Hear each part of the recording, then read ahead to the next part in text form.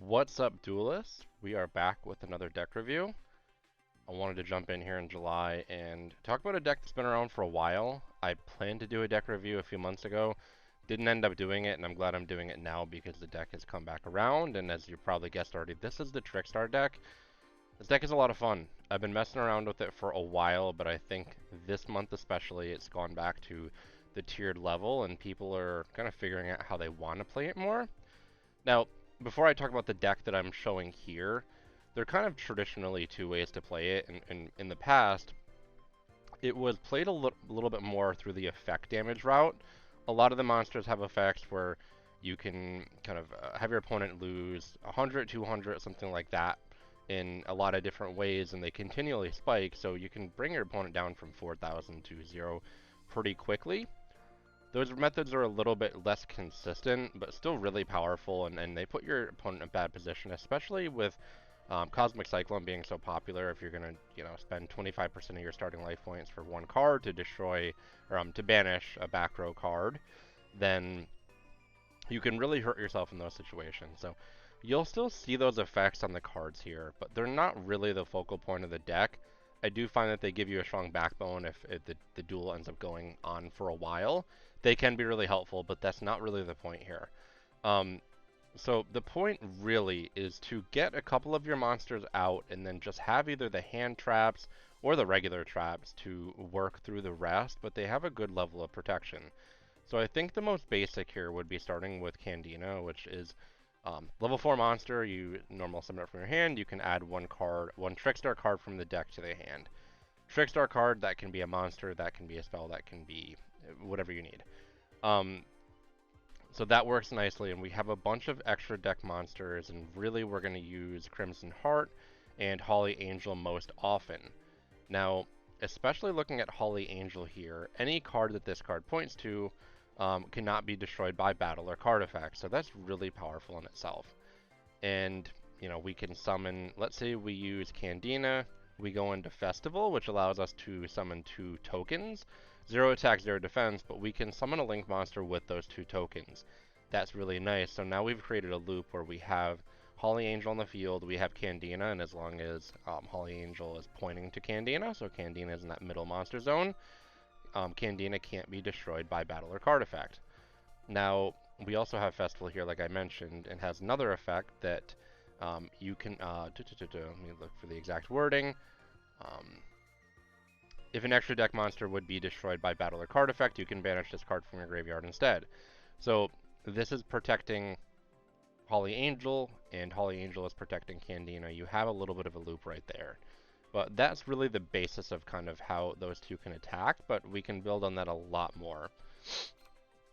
Korribane is the hand trap of death here. This is going to make it so difficult on your opponents, and hand traps are just so incredibly powerful. So we have 3 of them. Quick effect, you can send this card from your hand to the graveyard, and you can look at one monster you own, and it gains attack equal to its original attack until the end of the turn. So whether they're attacking Holly Angel, another Link monster, or they're attacking Candina, Candina is being attacked, for example, now its attack points double. And there's few monsters that are able to work through that, and your opponent really can't do anything about the hand trap there for the most part. A couple of monsters that can zap effects, like a Crystal Winged Dragon or something like that, but really, really powerful. Now, this happened to be in the case, I'm sorry, in the World Qualifiers, and I put the video about getting destroyed with it, but we also have White Princess here, and another quick effect, you can send this card to the graveyard from your hand.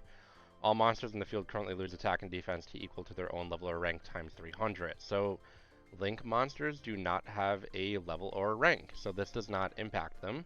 However, if your opponent's cards do, Orcust being one really good example of that, you can get its attack points down quite a bit. What is that, 2400? Level 8 times 300 there. So, Ding's attack points go down to 200. And if you were to somehow combine White Princess with Korribane, which isn't as difficult as, you might think, given Korribane is searchable, that's pretty much a one-shot to win the duel. Especially when you can, even if it gets them close, you have these other monsters that can zap, a couple hundred life points here or there. So we're already seeing how these things loop together well. We have Light Stage, which limited one for a good reason. Once activated, you can add a monster for Trickstar, especially to your hand. But beyond that, once per turn, you can target one set card in your opponent's Pillar Trap Zones, and while late stage on the field, that card cannot be activated until the end phase, and your opponent must activate it during the end phase, or else it goes to the graveyard if it can't be activated. So each turn, you can basically lock down one card they have. They can activate it at that time as a response, but that's probably not ideal timing, or you can just get rid of something good. Now, for example, one thing would be I have a Needle Ceiling in here, which I'll talk about a little bit more, but there's 3 monsters in the field it wouldn't be able to activate, and we can lock it down. And let's say the turn ends with 3 cards in the field, it wouldn't be able to activate and just gets destroyed there. So really, really powerful. And the other kind of side to this deck, beyond all the monsters and quick attacks that I was mentioning, kind of quick effects, is just the destruction aspect. So any deck where you can play Dark Hole can get pretty nasty because it's really in there for the most part for going, well, one really good use I should say is for when you're going second. Your opponent goes first, sets up a nice board. If we're thinking about Speedroid, which is tier 1 now, get that whole board set up, and if they don't have a Forbidden Lands, you just wipe that board with one Dark Hole. Really easy. But I mentioned the loop earlier with Holly Angel and let's say Candina, for example. As long as we just don't let Holly Angel be destroyed, we can get rid of that festival in our graveyard, and then all of our cards are safe, but our opponents are not. For the same reason we have a Needle Ceiling here. We can protect our own monsters, but our opponents are not safe, and if we have these 2 on the field, our opponent only needs to put 2 out for us to be able to activate Needle Ceiling. Such a nasty card. And beyond that, we have a couple other just really powerful traps. We have an IDP, we have a Crackdown, we have a Warning Point, and we have an Evac. So I don't care what deck you're playing, you're not going to be able to get around all of these.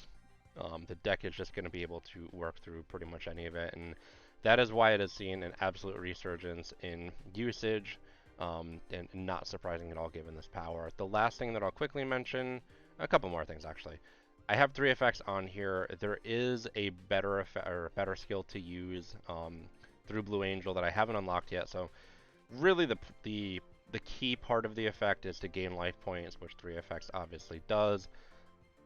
Again, the Holly Angel, I'm sorry, yeah, the Holly Angel, I can't remember the exact name, but the skill is a little bit better to use there, but you're pretty fine if you're using 3 effects. It shouldn't be a big difference, and the deck, for the most part, is very easy to put together. I think either all or almost all of the Trickstar cards are going to be coming from one specific mini box. I think it's something about Trickstars in the name there.